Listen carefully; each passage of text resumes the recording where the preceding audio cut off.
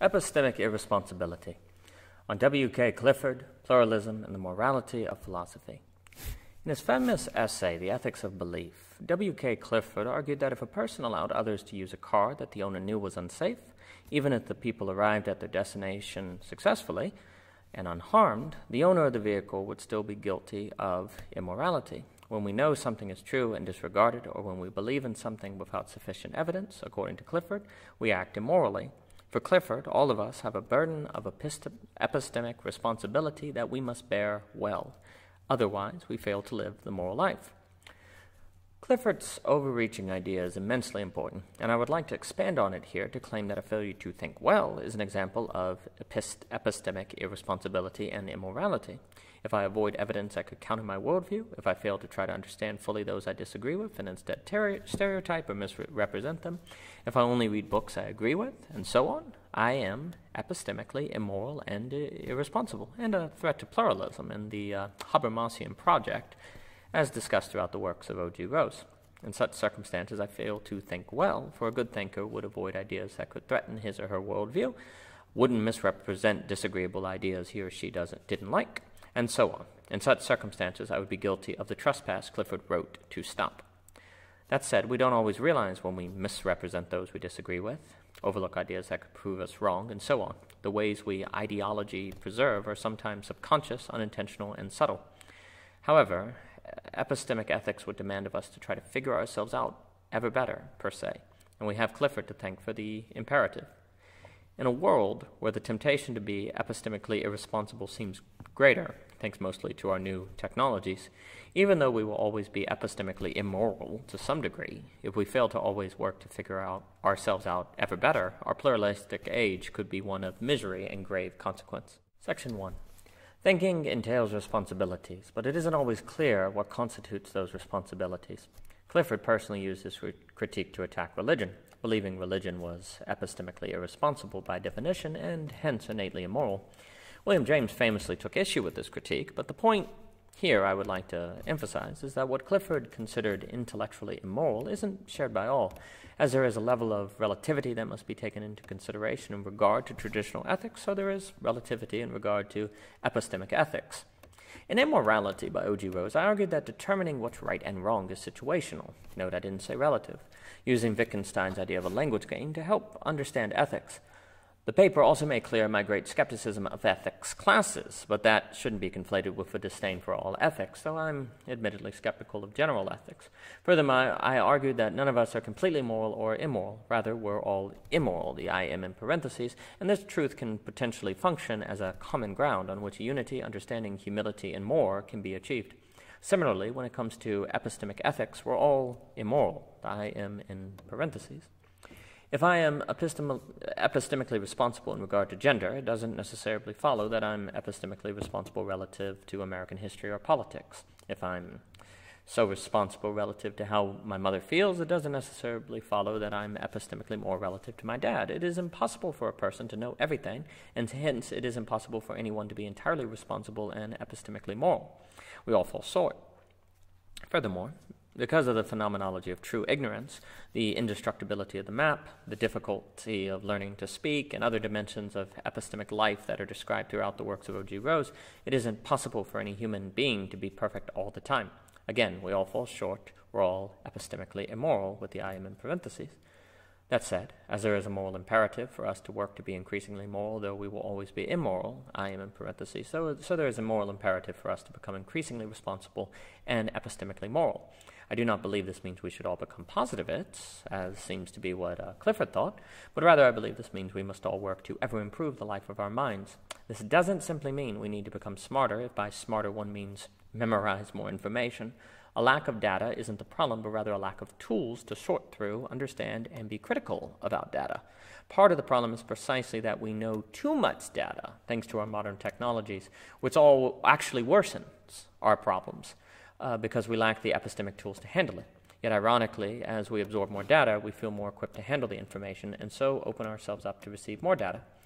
If we exist, we will exist around others. Hence, ethics aren't optional for us. Likewise, we live in a society, epistemic ethics are also necessary. However, as argued in Immorality, since what constitutes being ethical is relative to the situation and its corresponding language game per se, there isn't a specific right answer for what in particularity we should think for every situation, every time. There are general rubrics: don't misrepresent, don't conflate skepticism and disbelief, avoid apocalyptic thinking, assume the best, but that's all. And considering this, philosophy is necessary for epistemic morality, for it is through philosophy that we learn the art of thinking, though I don't mean to imply that philosophy is the only way to incubate abstract reasoning. Knowing how to think, there is a better chance we will know what to do in the situations we find ourselves in and with the data we absorb. Lacking training, there is a much higher likelihood for problems. Section 2.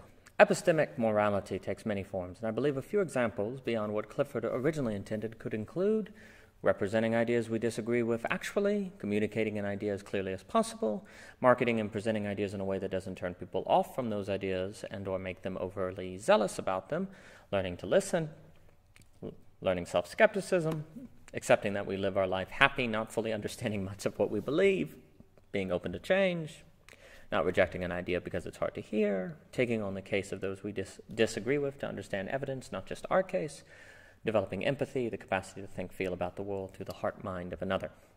This is a very short list, intended only to highlight ways in which we can cultivate epistemic responsibility. Ultimately, what we must all strive to achieve is a kind of epistemic character and come to act epistemologically responsible without thinking about it as a matter of habit. According to James K. A. Smith, we are what we love, for what we love impacts what we desire, and what we desire incubates our habits. Hence, we must come to love being epistemically responsible. We must come to love listening to those we disagree with, understanding the views of others, and challenging ourselves to grow. If we don't, if we only do it out of a sense of Kantian duty, for example, we will only be changed in appearance, not in heart. And if our hearts don't change, ultimately our minds won't change either. Section 3. The idea that there is an ethical imperative to cultivate the life of the mind is valuable, and we have Clifford to thank for it. We generally spend a good deal of focus to make sure we don't accidentally hit someone with our car, to check that we don't miss an item in the self-checkout line at the store, to avoid offending others, and so on. Generally, we all try to be moral, but in there being no widely accepted category of epistemic responsibility or thought ethics, we don't spend nearly as much focus making sure we avoid confirmation bias, that we don't make straw men of people we disagree with, that we don't only look for evidence that we are right, and so on. Where there is a lack of epistemic responsibility, there is no pressure to improve our intellectual abilities, to avoid logical fallacies, and to train our minds in general. Ethics motivates us to avoid murder, theft, and the like, but lacking intellectual ethics, we are not always similarly motivated to avoid tribalism and errors that can break down democracy. In a world where I believe our technologies tempt us to be more increasingly irresponsible and epistemically immoral, and where bad thinking can spread like wildfire, Clifford's thinking can help us self-regulate ourselves in the same way that the thought that lying is immoral can contribute to our restraining from it. It isn't always obvious how this is accomplished, often being situational, and if we think it is, that notion in of itself is an example of epistemic irresponsibility and arrogance. Yet regardless how hard we try, we will always be to some degree epistemically immoral, and considering this, we should not only be kind to ourselves in our failures, but also humble to others, especially those whose epistemic immorality is obvious to us. We must live with epistemic irresponsibility with the IR in parentheses, and immorality with the IM in parentheses, and always work to improve, though granted, it isn't always obvious how we can improve. Section 4. If our primary concern is correctness versus epistemic responsibility, then there will always be reason to believe that basically 50% of the country is in the right, given the breakdown of political affiliations. So those things might be bad. They're never that bad. However, if epistemic responsibility is a concern of ours, and we realize that just because someone happens to be correct, it doesn't follow that the person is necessarily epistemically responsible about being correct, we can start to see America very differently. Suddenly, America's situation can be remarkably dire, for it would be miraculous if even 10% of the country was epistemically responsible. If it is true, like I believe, that epistemic responsibility begets humility, a willingness to listen and talk with people we don't agree with, a defense against conspiracies and the like, then a society that is only 10% epistemically responsible is a society in which 90% will lack humility, a willingness to listen, and so on. But has the majority ever been epistemically responsible? Probably not, which suggests why history so often seems to repeat. A paradox arises, though. If we can't think well, how can we figure out how to think well? We lack the means to accomplish the end. Again, a hope of my essays is to provide some tools, but one could argue that those who simply struggle with thinking will struggle to understand how to use those tools. Since we're all epistemically immoral, all of us will struggle to some degree to use tools that could help us. Like a man studying a dying tree near his house who doesn't know how to use a chainsaw. And indeed, all of us will struggle, and perhaps nothing will come of it. But on the other hand, perhaps something will.